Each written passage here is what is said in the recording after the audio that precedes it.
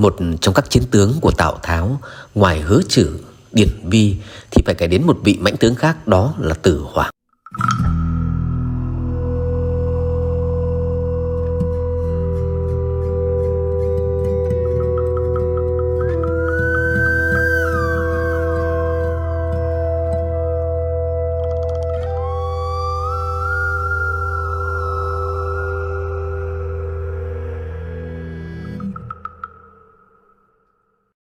Từ Hoảng tên tự là Công Minh, là danh tướng nhà Tào Ngụy thời Tam Quốc trong lịch sử Trung Quốc. Trong đời binh nghiệp, Từ Hoảng thể hiện tài năng quân sự, lập nhiều chiến công, nổi bật nhất là việc phá được vòng vây của Quan Vũ trong trận Tương Dương phản Thành. Ông được xếp hàng ngũ tử lương tướng của Tào Ngụy, cùng với Nhạc Tiến, Trương Cáp, Trương Lưu và Vu Cấm, và được đời sau đánh giá là một trong những võ tướng giỏi nhất của Tào Tháo. Từ Hoảng sinh ở Hà Đông, huyện Dương, nay thuộc Hồng Đồng, Sơn Tây, vào cuối thời Đông Hán. Lúc trẻ ông làm quận lại, một chức quan nhỏ ở địa phương. Sau đó gia nhập quân của Dương Phụng. Hoảng đánh giặc Khăn Vàng có công, được cho làm kỵ đô úy, chỉ huy kỵ binh. Năm 192, sau khi Đồng Trác chết, Lý Thôi Quách Dĩ làm loạn ở Trường An, Từ Hoảng khuyên Dương Phụng hộ tống Hán Hiến Đế về Lạc Dương. Lúc đó gần như đã bị phá hủy hoàn toàn. Phụng nghe theo. Hiến Đế qua sông Hoàng Hà tới An Ấp, phong Hoảng làm đô đình hầu. Lúc đến Lạc Dương, trong đám quan lại đi theo có Hàn Tiêm, Đồng Thừa, ngày ngày gây sự, tranh đấu với nhau. Từ Hoảng khuyên Dương Phụng mời Tào Tháo vào kinh để hộ giá. Phụng lại nghe theo. Đầu năm 196, Tào Tháo dẫn quân đến Lạc Dương, đón Hán Hiến Đế về Hứa Xương. Từ Hoảng khuyên Dương Phụng hàng Tào. Ban đầu Dương Phụng nghe theo, nhưng sau lại đổi ý, muốn dẫn quân đuổi theo Tháo để mang Hiến Đế về, nhưng không kịp. Hoảng vẫn theo Dương Phụng. Đến tháng 11 năm 196, Tào Tháo dẫn binh đánh Dương Phụng ở huyện Lương. Phụng bị Tháo đánh cho tan tác, bỏ chạy đi theo Viên Thuật. Từ Hoảng hàng Tào. Sau khi quy hàng Tào Tháo, Từ Hoảng đã lập được nhiều công lớn. Việc đầu tiên mà Từ Hoảng đã làm được là giúp Tào Tháo bình định Hà Bắc. Tào Tháo sai Từ Hoảng dẫn binh đi đánh dẹp giặc ở các huyện Quyển và Nguyên Vũ. Hoảng phá được giặc trở về, được phong làm Bỉ tướng quân. Năm 198, Từ Hoảng theo Tào Tháo đi đánh Lã Bố ở Từ Châu. Hoảng đánh bại, thua hàng được hai bộ tướng của Lã Bố là Triệu Thuần và Lý Cấu. Ông lại cùng Sự Hoán đánh giết được tướng cũ của Dương Chương là Tuy Cố ở Hà Nội.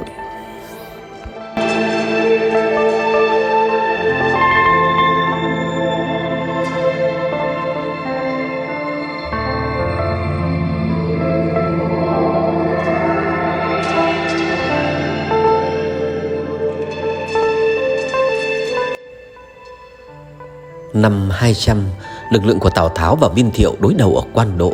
Từ Hoảng đi theo tham chiến, quân Tào liên tiếp đánh bại Lưu Bị, lúc này đang theo Viên Thiệu, rồi Nhan Lương ở Bạch Mã, Văn Sú ở Diên Tân.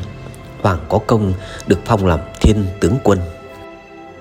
Sau khi đi giúp Tào Hồng đánh cường tặc ở Trúc Tý, ở Thủy Ân, ông lại được phái đi tấn công lương thảo của Viên Thiệu ở Cố Thị cùng Sử Hoán. Tào Tháo xét công Hoảng rất lớn, phong làm đô đình hầu. Năm 202, Viên Thiệu bại binh ốm chết.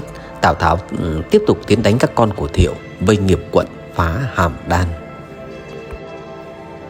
Năm 203, huyện lệnh Dịch Dương là Hàn Phạm giả vờ đầu hàng, chuẩn bị phòng ngự đầy đủ rồi chống cự với quân Tào. Từ Hoảng được phái đến phá thành, nhưng ông không đánh mà viết thư buộc vào tên bắn vào trong thành. Hàn Phạm đọc xong thư, mở cửa ra hàng Từ Hoảng. Tào Tháo vốn có chính sách hễ thành nào chống cự thì sau khi phá xong là giết sạch. Nhưng Từ Hoảng phân tích lợi hại, xin Tháo tha cho dân thành Dịch Dương để các thành trì khác theo đó mà cũng ra hàng. Tào Tháo khen lời ấy. Từ Hoảng lại được biệt phái đến Mao Thành, đặt phục binh đánh úp lấy được 3 đồn địch, rồi theo Tháo đi phá Viên Đàm ở Nam Bỉ, dẹp loạn ở Bình Nguyên, đuổi đánh Viên Hy, Viên Thượng. Năm 206, Hoảng tham gia chinh phạt quân Ô Hoàn, chứa chấp Viên Thượng, Viên Hy ở trận núi Bạch Lang. Quân Tào thắng lớn, đạp đốn tử trận. Tào Tháo xét công, ban cho ông làm Hoàng Dã tướng quân. Năm 208, Tào Tháo tiến binh lấy Kinh Châu. Từ Hoảng đi theo. Tháo lấy được Kinh Châu rồi, lại muốn dùng thủy quân Kinh Châu để đánh chiếm Đông Ngô. tôn quyền liên minh với Lưu Bị, cử Chu Du làm đại đô đốc thống lĩnh liên quân. Du dùng kế hỏa công của Hoàng Cái đánh quân Tào đại bại trong trận Xích Bích. Tào Tháo rút chạy để Từ Hoàng ở lại giúp Tào Nhân giữ Giang Lăng. Từ Hoàng giữ Phan Thành, đánh dẹp địch ở các huyện Trung Lư, Lâm Tự, Nghi Thành, rồi lại đem quân đi giúp Mãn Sủng đánh Quan Vũ ở Hán Tân, giúp Tào Nhân chống Chu Du ở Giang Lăng. Năm 210, Từ Hoàng dẫn quân đánh dẹp phản loạn ở Thái Nguyên, vây chiếm thành Đại Lăng, giết đầu lĩnh của giặc là Dương Diệu. Năm 211, Hàn Toại Mã Siêu làm phản ở Tây Lương. Tào Tháo sai Từ Hoàng đến đóng binh ở Phần Âm để dụ sứ Hà Đông, đây là quê hương của Từ Hoàng, nên Tháo đã ban cho ông rượu thịt để dâng lên mộ phần tiền nhân. Tào Tháo dẫn đại quân đến Đồng Quang, sợ không sang sông Vị Hà được, gọi Từ Hoàng đến hỏi. Hoàng xin được lên thượng nguồn phía Bắc, vượt sông Hoàng Hà ở bến Đồ Phản, cắt đường lui quân địch ở ải Đồng Quan. Tháo khen hay. Từ Hoàng cùng Chu Linh dẫn 4.000 quân qua bến Đồ Phản, cắm trại chưa xong thì bị Lương Hưng đem 5.000 quân đến đánh. Hoàng đánh lui quân Tây Lương, đại quân Tào Tháo nhờ đó qua sông an toàn. Năm 211, trận Đồng Quan kết thúc thắng lợi của quân Tào Tháo. Mã Siêu đại bại bỏ chạy trốn sâu trong đất của các tộc người thiểu số. Tào Tháo sai Từ Hoàng đi giúp Hạ Hầu Uyên bình dợ đê ở Rumi và Khiên Chư, rồi cùng hội quân ở An Định. Tào Tháo về Nghiệp Quận lại sai Hoàng và Uyên đi bình định dư đảng Toại Siêu ở huyện Phu và huyện Hạ Dương. Tào Tháo giết được Lương Hưng, thu hàng hơn 3.000 hộ.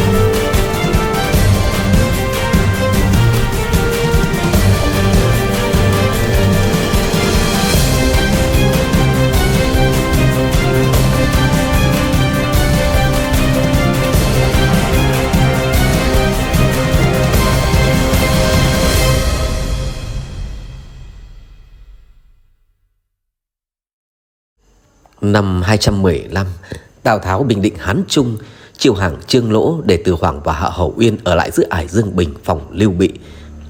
Bị sai Trần Thức lập hơn 10 doanh trại chặn Mã Minh Các, cắt đường vận lương và liên lạc của Hạ Hầu Uyên.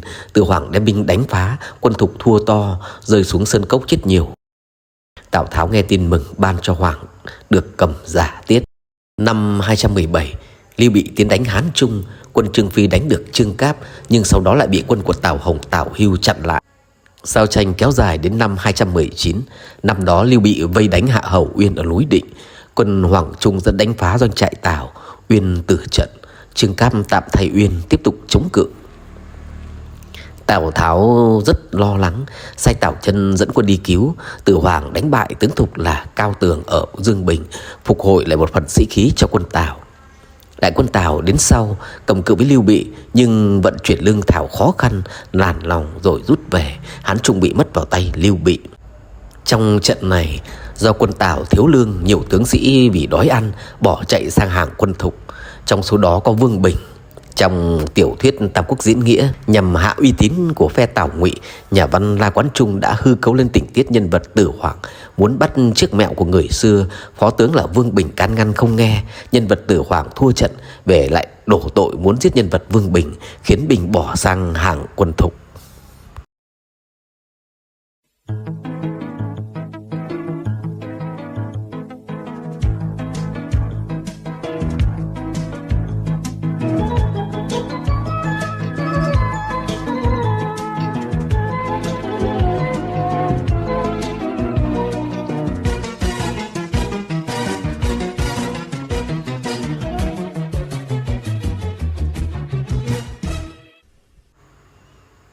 Chiến tích quan trọng nhất trong binh nghiệp của Tử Hoảng là trận chiến với quân Quan Vũ ở Phàn Thành, nay thuộc Tương Phàn, Hồ Bắc. Năm 219, Quan Vũ từ Giang Lăng xuất binh bao vây Tương Dương và Phàn Thành. Cánh quân tiếp viện đầu tiên do Vu Cấm và Bảng Đức chỉ huy bị lũ lụt ở sông Hán Thủy tiêu diệt. Tào Nhân ở Phàn Thành và Lã Thường ở Tương Dương bị vây cấp đã lâu, thành sắp vỡ. Ban đầu Tào Tháo rúng động định rời đô, sau nghe lời Tư Mã Ý và Tưởng Tế mới thôi, và phái Từ Hoảng dẫn cánh quân tiếp viện thứ hai đi cứu Tương Phàn. Do quân tinh nhuệ theo Vu Cấm đã chết chìm gần hết, quân mà Từ Hoảng lần này phần lớn là tân binh, không được tập luyện bài bản. Từ Hoảng vừa đến Dương Năng Pha đóng quân, Tào Tháo đã phải phái Tử Thương và Lã Kiển đến, dặn dò rằng phải đợi binh mã đến đủ rồi cùng tiến. Từ Hoảng đem binh đến Yển Thành, giả vờ đào hào xung quanh để cắt đứt đường tiếp tế lương thực. Quân Thục bị lừa, tự đốt đồn rồi bỏ chạy. Hoảng chiếm được Yển Thành, bước đầu trong việc phá vòng vây của địch.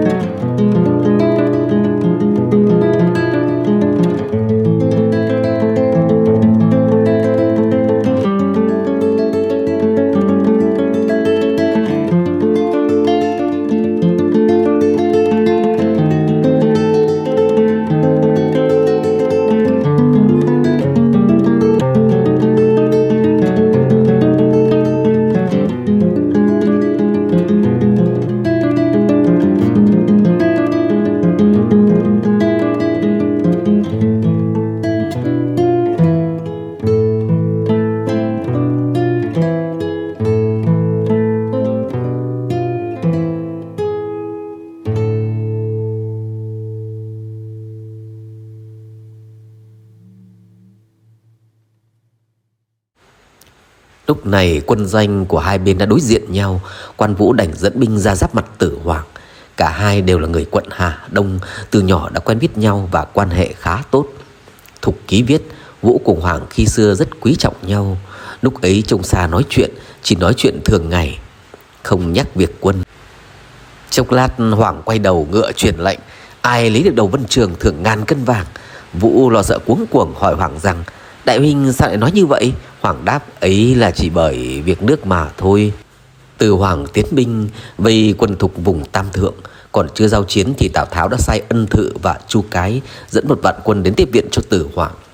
Sau khi quân tiếp viện đến, Tử Hoảng lập tức phát binh tấn công trực tiếp vào trại Quan Vũ. Quan Vũ vốn cho quân đóng ở trại ở Vi Đầu, trại lập lên đồn ở Tứ Chủng. Tử Hoảng dương đông kích tây, phao tin đánh trại Vi Đầu của Vũ, nhưng kỳ thực lại đánh đồn Tứ Chủng. Quan Vũ mắc mưu dồn quân phòng thủ tại trại Vi Đầu, nên đồn Tứ Chủng bị đánh sắp vỡ.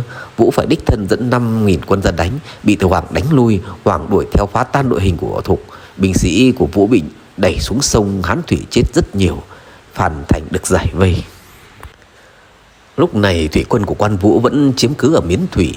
Tương Dương vẫn tiếp tục bị bao vây. Quân của Tử Hoảng tuy phá được vòng vây ở Phàn Thành, nhưng không có thủy quân nên không thể ứng cứu cho Tương Dương. Nhưng khi nghe Giang Lăng thất thủ do bị quân Đông Ngô đánh lén, Quan Vũ phải bỏ vòng vây, lập tức quay binh về phía Nam. Tào Tháo được tin thắng trận, khen rằng: giặc đào hào kín mít, giải trông trà, 10 phần trầm trọng. Tướng quân hết sức đánh, thu được toàn thắng, lại phá được vòng vây của địch, chém được nhiều đầu giặc. Ta dụng binh hơn 30 năm, cũng có nghe đến vài khéo dụng binh của người xưa, mà chưa thấy ai xông thẳng vào vòng vây của địch như vậy. Và lại vòng vây ở Phàn Thành Tương Dương còn hơn vòng vây ở Cử Tức Mặc. Công lao của tướng quân còn hơn cả Tôn Vũ, Nhương Thư. Sau khi Quan Vũ rút quân, chỉnh đốn quân mã rồi quay về Ma Pha, đích thân Tào Tháo ra ngoài thành 7 dặm để nghênh đón Tử Hoảng, bày tiệc rượu mở đại hội. Bây giờ chư quân đều tụ tập ở đó. Tào Tháo đi lần lượt các doanh trại, quân sĩ của các tướng khác vì muốn xem mặt Ngụy Vương nên đều mất hàng ngũ, nhưng quân của Tử Hoảng vẫn hàng nào đội ấy, răm rắp một lượt. Tào Tháo thế vậy khen rằng: Từ tướng quân quả thật có dáng như Chu Á Phu ngày trước. Năm 220 Tào Tháo chết, Tào Phi nối ngôi Ngụy Vương. Từ Hoàng tiếp tục được tin dùng, ông được phong làm hữu tướng quân và lục hương hầu.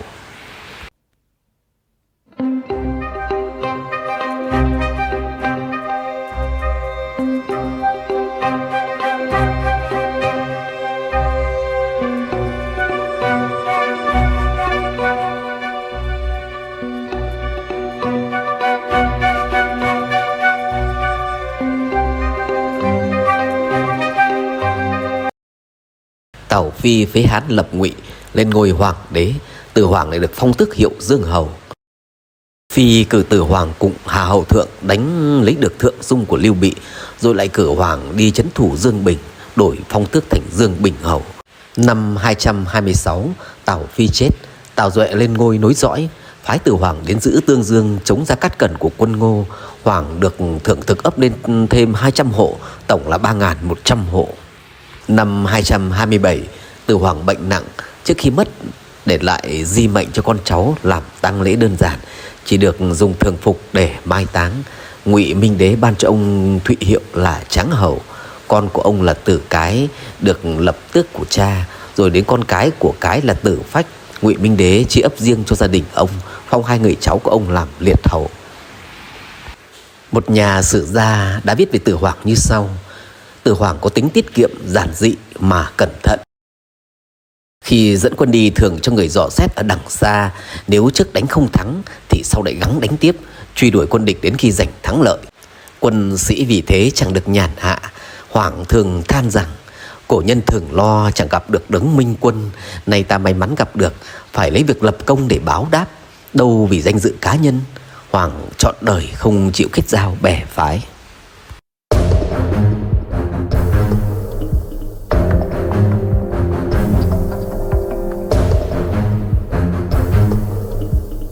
Trong cuốn tiểu thuyết Tam Quốc diễn nghĩa, nhân vật Từ Hoàng xuất hiện lần đầu ở chương 13. Cũng giống như trong lịch sử, Từ Hoàng làm tướng dưới quyền của Dương Phụng và đang hộ tống Hán Hiến Đế về Lạc Dương sau khi Đổng Trác chết. Khi Tào Tháo đến Lạc Dương, Dương Phụng sai Từ Hoàng chặn đường. Tháo thấy Từ Hoàng uy phong lẫm liệt, có lòng khen thầm, nên sai võ tướng dũng mãnh nhất của mình là Hứa Chử giao chiến với nhân vật Từ Hoàng. Hai bên đánh nhau hơn 50 hiệp vẫn không phân thắng bại.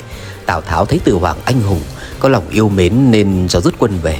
Sau đó Tào Tháo sai quân sư Mãn Sủng một mình cải trang thành tên lính và lẻn vào trại của địch. Sau khi bị thuyết phục, Từ Hoàng quyết định sang hàng Tào Tháo. Mãn Sủng khuyên Từ Hoàng giết Dương Phụng, nhưng vì người nghĩa sĩ, quân tử nên ông đã không làm việc đó. Trong trận đánh ở Tân Thành, nhân vật Từ Hoàng đến dưới thành kêu gọi nhân vật Mạnh Đạt ra hàng. Ông bị bắn tên vào giữa trán. Các lính cứu Từ Hoàng về đến trại, được thầy thuốc rút tên ra và cố gắng chữa, nhưng vì vết thương quá nặng nên nhân vật này đã chết ở trong quân, thọ 59 tuổi. Việc nhà văn La Quán Trung hư cấu ra cái chết cho nhân vật Từ Hoàng trong truyện có thể là do quan điểm Thục là vua, Ngụy là giặc. Kèm theo việc Từ Hoàng đánh bại Quan Vũ, những người hại Quan Vũ đều bị nhà văn cho chết bất đắc kỳ tử, hoặc cũng có thể do tác giả muốn các danh tướng được chết một cách oai hùng trên chiến trận chứ không chết giả. Các bạn thân mến, hy vọng qua video vừa rồi chúng ta đã có dịp biết thêm về một vị võ tướng rất tài giỏi nữa của Tào Tháo. Video của mình đến đây cũng đã tạm dài, mình xin tạm dừng. Hẹn gặp lại các bạn trong các video lần tới. Thân ái, chào các bạn.